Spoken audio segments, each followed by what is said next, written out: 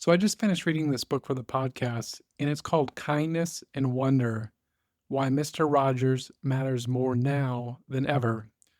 And this book was written by Gavin Edwards. And this is actually the third time that I've read this book. I thoroughly enjoy reading this book, and each time I read it, I seem to find something new and interesting as my perspective on life changes as I'm moving through reading all of these various books and happenings that are going on in the world and all of the things that are around us. And I just wanted to take a couple of minutes and read through a couple of interesting sayings or thoughts that Fred Rogers would commonly say. I find them inspiring, and I just wanted to share them here. I will be making an episode of this book for the podcast. It'll be probably another month or so before this actually comes out. But in the meantime, I just wanted to share a few things that I thought you might find interesting.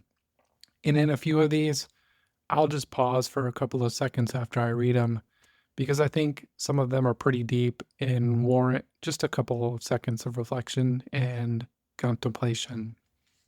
One of the first things that I really admire, Mr. Rogers would say the following: I feel so strongly that deep and simple is far more essential than deep and complex.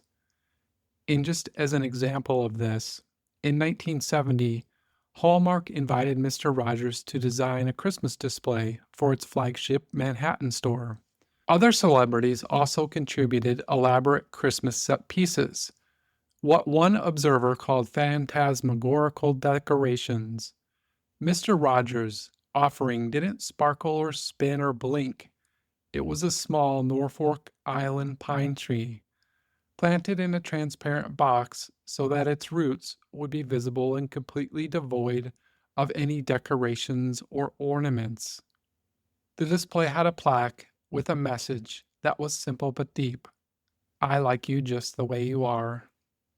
Next, Fred would say, and I feel that if we in public television can only make it clear that feelings are mentionable and manageable, we will have done a great service for mental health.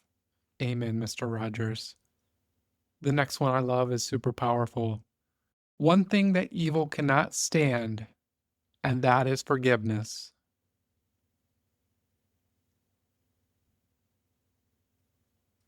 And I think the next one is just as powerful.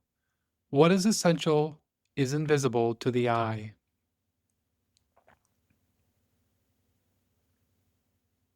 And I think that leads us right to the next. If we can be present to the moment with the person we happen to be with at the moment, this is what is most important. I could not agree more. Fred's thinking on being rich and famous. He says, you don't set out to be rich and famous.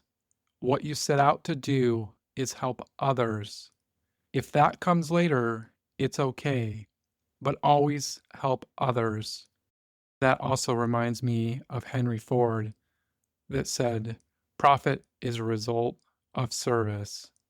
Service, service, service, always putting others first. And then the last one that I think is very relevant. Sometimes you're right where you need to be.